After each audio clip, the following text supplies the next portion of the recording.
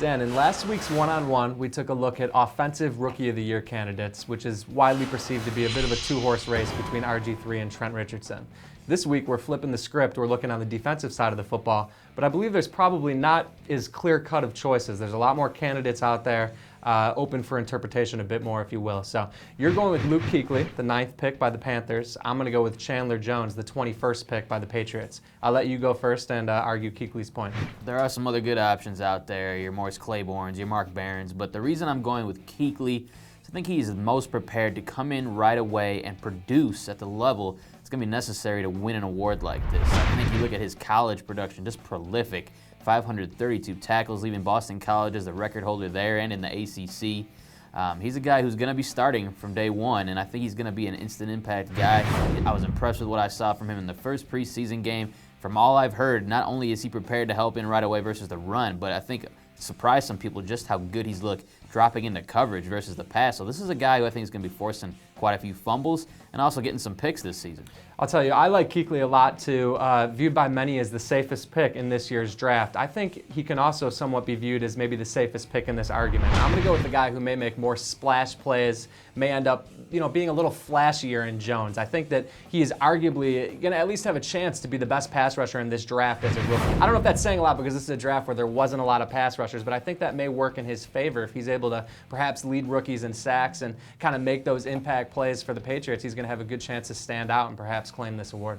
Well, the thing that stuck out to me about Jones, in his career at Syracuse, 3 seasons, production wasn't really where you would think it might be for a guy who was drafted so early. Only 10 career sacks. So I wonder if, even though the reviews have been raving so far, what people have seen from him in training camp, will it translate in the regular season? Will he be a guy that's up at the line of scrimmage, making plays time and time again and again, ending up with that production that you're going to need to win an award like this and garner the attention it takes to get voters on your side? I don't know if he's going to be there. I think it's going to be more easy for Kuechly to rack up those type of numbers that we all look for. It's a fair argument, but when you're talking about racking up the numbers, I think we're talking more than anything about tackles. Kuechly's a tackling machine. I think the question, if he's going to play on the weak side, be more of a backside pursuit type of player, is he going to be making impact plays near the line of scrimmage, or is he going to be making plays 7-8 yards down the field? So that's going to have a big impact. Certainly the tackle numbers are going to look nice, but we'll see just how big of an effect he has on his team's ability to win games. When you're talking about Jones, not only has he impressed as a pass rusher, you're right, the numbers weren't great in college. There's certainly room to grow there,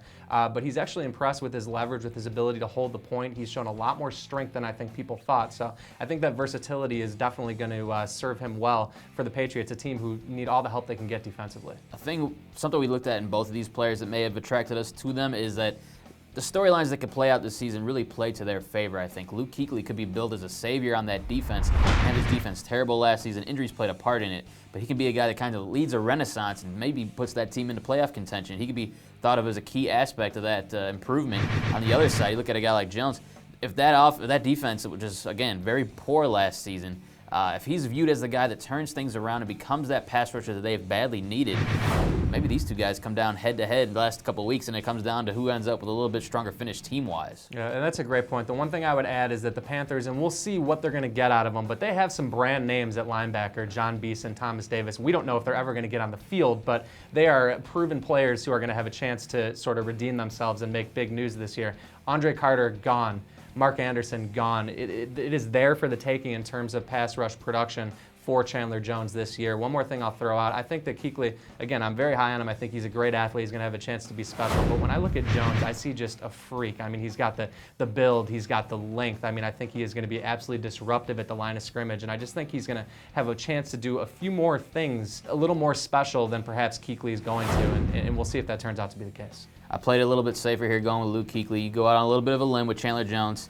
I like the pick. We'll see where it ends up.